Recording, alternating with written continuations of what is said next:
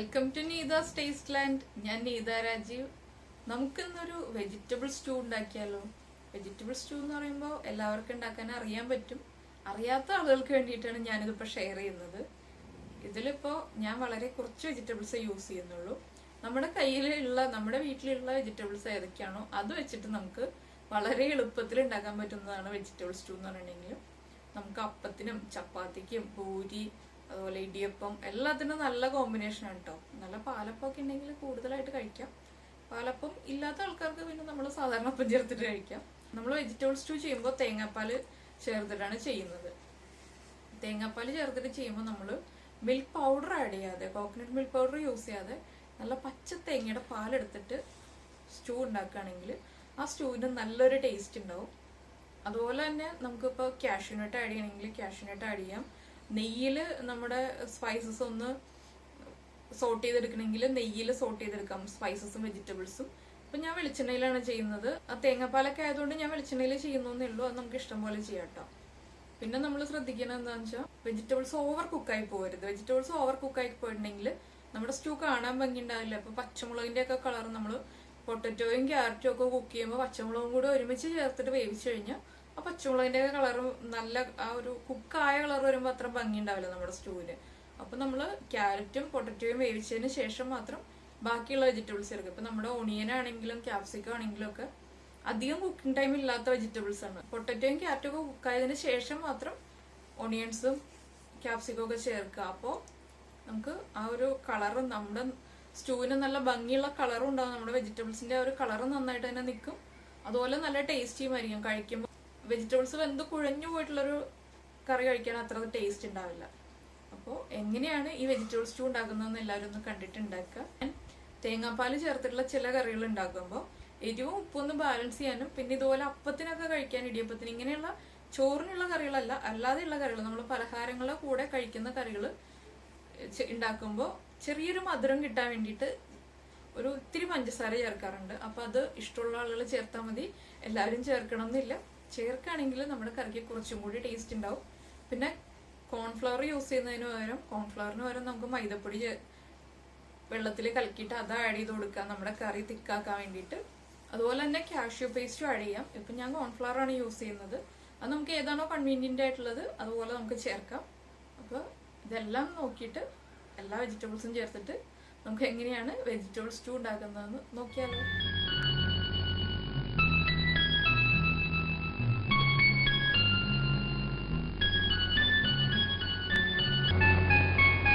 നമ്മളൊരു 3 ഉരുളക്കിഴങ്ങ് ചെറുതായിട്ട് കട്ട് ചെയ്ത് വെള്ളത്തിലിട്ട് വെച്ചിട്ടുണ്ട്.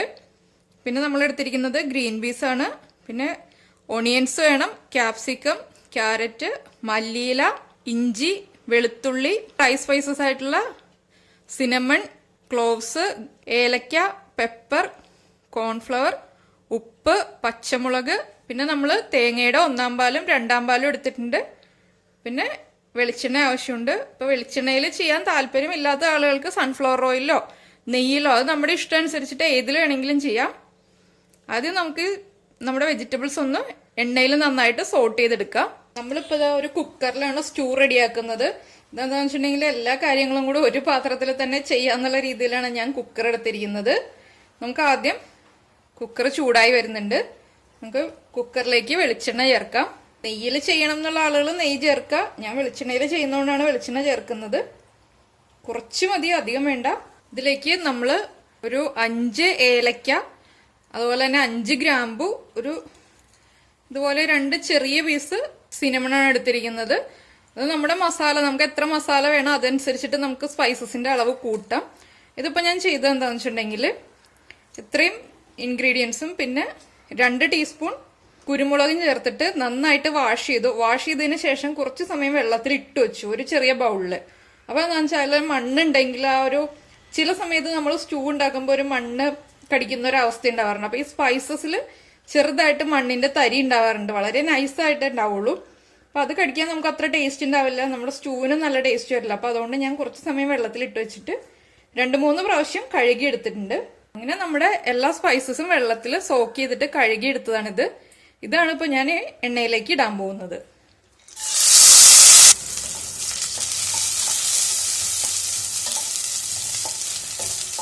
സ്പൈസസ് ഒന്ന് എണ്ണയിൽ കിടന്നൊന്ന് ചെറുതായിട്ട് പൊട്ടി തുടങ്ങുമ്പോൾ, വേഗം തന്നെ പൊട്ടി തുടങ്ങും കേട്ടോ. ഇതാ പൊട്ടി തുടങ്ങുന്നുണ്ട്. തുടങ്ങുമെന്ന് പറഞ്ഞപ്പോൾ തന്നെ പൊട്ടി തുടങ്ങി കഴിഞ്ഞു. ഇതിലേക്ക് നമുക്ക് ചെറുതായിട്ട് ചോപ്പ് ചെയ്ത് വെച്ചിരിക്കുന്ന ഇഞ്ചി ചേർക്കാം. ഇഞ്ചി ചേർക്കുമ്പോൾ തന്നെ നമ്മൾ വെളുത്തുള്ളി ചേർക്കാൻ ഇഷ്ടമുള്ള ആളുകളാണെങ്കിൽ ഒരു 6 അല്ലി വെളുത്തുള്ളി ഇതുപോലെ ചെറുതായിട്ട് ചോപ്പ് ചെയ്തിട്ട് ചേർക്കാം. ഞാൻ വെളുത്തുള്ളി ചേർക്കുന്നില്ല, ഇൻഗ്രീഡിയൻസിന്റെ കൂടെ എടുത്തു വെച്ചു എന്നേ ഉള്ളൂ. ഇതിലേക്ക് നമുക്ക് ചെറുതായിട്ട് കട്ട് ചെയ്ത് വെച്ചിരിക്കുന്ന ക്യാരറ്റ് ആഡ് ചെയ്യാം. നമ്മൾ കട്ട് ചെയ്ത് വെള്ളത്തിലിട്ട് വെച്ചിരിക്കുന്ന പൊട്ടറ്റോ, ഇതൊരു 1 മിനിറ്റത്തേക്ക് നമുക്കൊന്ന് നന്നായിട്ട് സോട്ട് ചെയ്തെടുക്കാം. നമ്മുടെ ഈ മസാല ഡ്രൈ സ്പൈസസിന്റെ ആ ഒരു സ്മെല്ലും ഫ്ലേവറും എല്ലാം നമ്മുടെ ഈ പൊട്ടറ്റോയിലും ക്യാരറ്റിലേക്ക് ഒന്ന് പിടിക്കാൻ വേണ്ടിയിട്ടാണ് നമ്മളൊന്ന് എണ്ണയിൽ ഇതുപോലെ സോട്ട് ചെയ്തെടുക്കുന്നത്.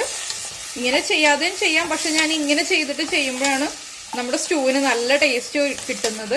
ഞാൻ ഡയറക്റ്റ് വെറുതെ തേങ്ങാപ്പാൽ ഒഴിച്ചിട്ട് വേവിച്ചെടുത്തിട്ടുണ്ട്. പക്ഷെ അങ്ങനെ ചെയ്യുന്നതിനേക്കാൾ എനിക്ക് ഇഷ്ടപ്പെട്ടത് ഇതുപോലെ ചെയ്തപ്പോഴാണ്. ഇതിനാണ് കൂടുതൽ ടേസ്റ്റ് ഉള്ളത്. പിന്നെ നമുക്ക് സ്റ്റൂവിലേക്ക് ഇപ്പോൾ ഗ്രീൻ പീസിന് പകരം ഗ്രീൻ പീസ് ആഡ് ചെയ്യുകയാണെങ്കിൽ തന്നെ ബീൻസ് ആഡ് ചെയ്യാം, അതുപോലെ കോളിഫ്ലവർ ആഡ് ചെയ്യാം. അതൊക്കെ നമുക്ക് ഏതൊക്കെ വെജിറ്റബിൾസ് നമുക്ക് അവൈലബിൾ ആണോ അതനുസരിച്ചിട്ട് നമ്മൾ ആഡ് ചെയ്ത് കൊടുക്കാം.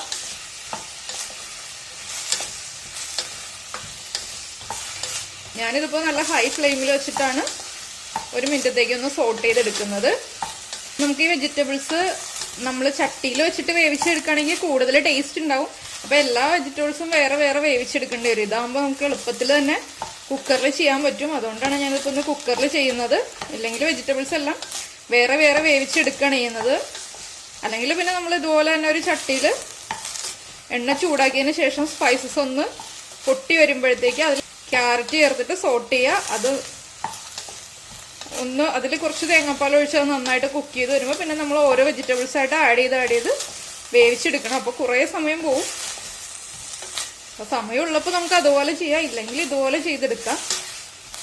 ഇനി ഇതിലേക്ക് നമുക്ക് കുറച്ച് തേങ്ങാപ്പാൽ ചേർക്കാം. ഞാനിത് തേങ്ങയുടെ 2ാം പാലാണ് ചേർക്കുന്നത്. നമ്മുടെ ക്യാരറ്റും പൊട്ടറ്റോയും കുക്കായി വരുന്നതിന് ആവശ്യമുള്ള തേങ്ങാപ്പാല്. ഇതിലേക്ക് നമുക്ക് കുറച്ച് ഉപ്പ് ചേർക്കാം.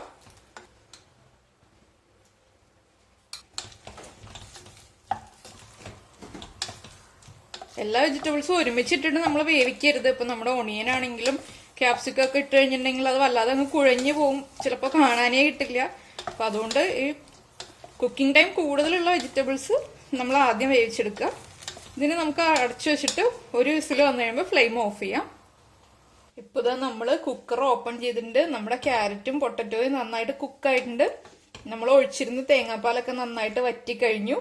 ഇതിലേക്ക് നമുക്ക് ബാക്കിയുള്ള വെജിറ്റബിൾസ് ആഡ് ചെയ്ത് കൊടുക്കാം. നമ്മൾ പച്ചമുളക് ചേർത്തിട്ടുണ്ടായിരുന്നില്ല. ക്യാരറ്റും പൊട്ടറ്റോയും കുക്ക് ചെയ്യുമ്പോൾ പച്ചമുളക് ചേർത്തിട്ട് നമ്മൾ കുക്ക് ചെയ്യുകയാണെങ്കിൽ പച്ചമുളക് വെന്ത് ഉടഞ്ഞു പോകും. അതുകൊണ്ടാണ് നമ്മൾ ആദ്യം ചേർക്കാതിരുന്നത്. ഇനി നമുക്ക് പച്ചമുളക് ചേർത്ത് കൊടുക്കാം. നമ്മൾ ചെറുതായിട്ട് കട്ട് ചെയ്ത് വെച്ചിരിക്കുന്ന ഓണിയൻസ് ചേർക്കാം.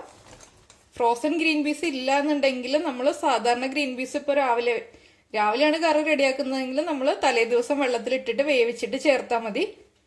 അതെങ്ങനെയാണെന്ന് വെച്ചാൽ നമ്മുടെ കയ്യിലുള്ള ഗ്രീൻ പീസിനനുസരിച്ചിട്ട് നമുക്ക് ചേർക്കാം. ഇതിലേക്ക് കുറച്ചുകൂടി നമുക്ക് തേങ്ങാപ്പാൽ ആഡ് ചെയ്ത് കൊടുക്കാം. നമ്മുടെ ഈ വെജിറ്റബിൾസും കൂടി കുക്ക് ചെയ്ത് വരാൻ ആവശ്യമായിട്ടുള്ള തേങ്ങാപ്പാൽ ചേർത്ത് കൊടുക്കണം. നമുക്ക് ഫ്ലെയിം ഓൺ ചെയ്യാം. നന്നായിട്ട് ഇളക്കി കൊടുക്കുക. പൊട്ടറ്റോ ഉടഞ്ഞു പോവാത്ത രീതിയിൽ ഇളക്കി കൊടുക്കണം.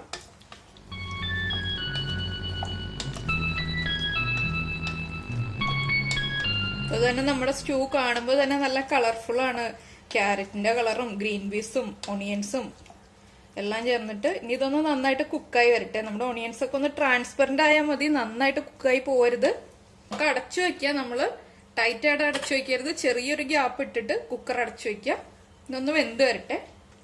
ഇപ്പൊ ഇതാ നമ്മള് ഓണിയൻസും ഗ്രീൻ പീസും ആഡ് ചെയ്തിട്ട് നന്നായിട്ട് അത് വെന്ത് വന്നിട്ടുണ്ട്. അതിപ്പോ ഇതുപോലെ ഓണിയൻസ് കുക്കാവുന്നതാണ് എനിക്കിഷ്ടം. വല്ലാതെ അങ്ങ് കുക്കായി പോണത് എനിക്ക് അത്ര താല്പര്യമില്ല.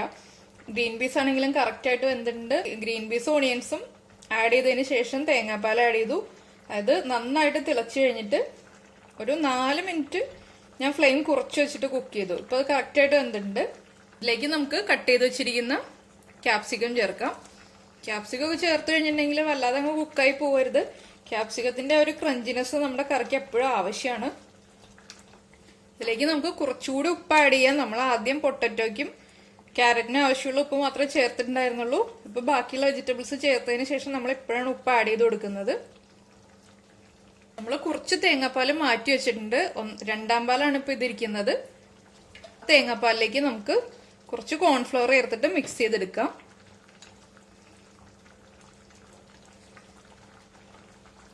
ഞാനൊരു 1.5 ടീസ്പൂൺ കോൺഫ്ലവർ ചേർത്തിട്ടുണ്ട്. ഈ മിക്സ് നമുക്ക് നമ്മുടെ ഗ്രേവിയിലേക്ക് ആഡ് ചെയ്ത് കൊടുക്കാം. ഗ്രേവി നന്നായിട്ട് തിക്കായിട്ട് വരാൻ വേണ്ടിയിട്ടാണ് നമ്മൾ കോൺഫ്ലവർ ആഡ് ചെയ്യുന്നത്. അപ്പോൾ കോൺഫ്ലവർ ഇല്ലാന്നുണ്ടെങ്കിൽ ഒരു 2 ടീസ്പൂൺ മൈദപ്പൊടി ചേർത്തിട്ടാണെങ്കിലും നമുക്ക് മിക്സ് ചെയ്യാം.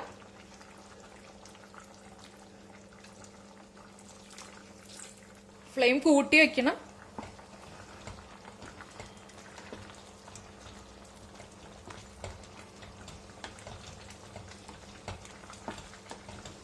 കോൺഫ്ലവർ ചേർത്ത് ഉടനെ തന്നെ നന്നായിട്ട് കുറുകും. ഇനി നമുക്ക് ഫ്ലെയിം ഓഫ് ചെയ്യാം. നമ്മുടെ ഗ്രേവി കുറുകി തുടങ്ങിയിട്ടുണ്ട്. ഇനി നമ്മൾ ഫ്ലെയിം ഓൺ ചെയ്ത് വെച്ചിട്ടുണ്ടെങ്കിൽ വല്ലാതെ അങ്ങ് തിക്കായി പോവും. ഫ്ലെയിം ഓഫ് ചെയ്തതിന് ശേഷം നമുക്ക് എടുത്തു വെച്ചിരിക്കുന്ന 1-ാം പാല് ചേർക്കാം. നമുക്ക് എത്ര ഗ്രേവി വേണോ അതനുസരിച്ചിട്ട് നമ്മൾ 1-ാം പാല് ചേർക്കാം. കുറച്ച് മല്ലിയില,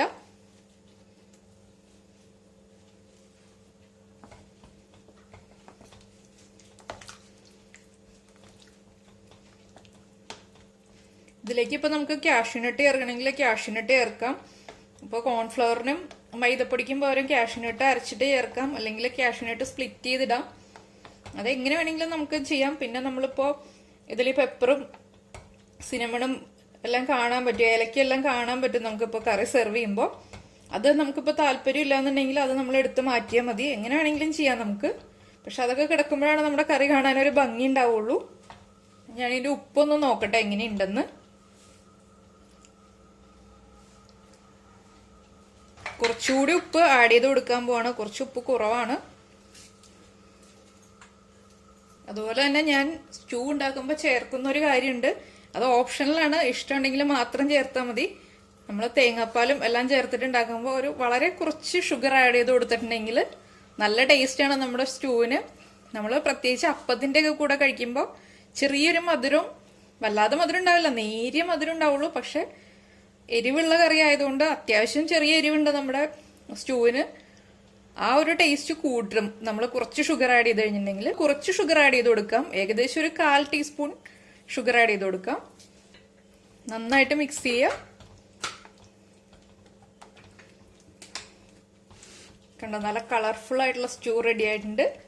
നമുക്കൊരു സെർവിങ് ബൗളിലേക്ക് മാറ്റാം. നമ്മുടെ വെജിറ്റബിൾ സ്റ്റൂ സെർവ് ചെയ്തിട്ടുണ്ട്. ഇത് അപ്പത്തിന്റെ കൂടെ കഴിക്കാം, അതുപോലെ തന്നെ ഇടിയപ്പത്തിനും ചപ്പാത്തിക്കും എല്ലാം നല്ലൊരു കോമ്പിനേഷനാണ്. കൂടുതൽ ടേസ്റ്റ് വരുന്നത് നമ്മൾ അപ്പത്തിന്റെ കൂടെ കഴിക്കുമ്പോഴാണ്. ഇപ്പൊ നമുക്ക് ഭൂരിയുടെ കൂടെ ഏതിന്റെ കൂടെ ആണെങ്കിലും കഴിക്കാം കേട്ടോ. അപ്പൊ എല്ലാവരും ഇതൊന്ന് ട്രൈ ചെയ്ത് നോക്കുക. കഴിച്ചു കഴിഞ്ഞിട്ട് ഇഷ്ടപ്പെട്ട് കഴിയുമ്പോൾ കമന്റ് ബോക്സിൽ ഇടുക. അതുപോലെ ലൈക്ക് ചെയ്യുക, ഷെയർ ചെയ്യുക, സബ്സ്ക്രൈബ് ചെയ്യുക. നമുക്ക് അടുത്ത ഡിഷുമായിട്ട് അടുത്ത ദിവസം കാണാം. ബൈ.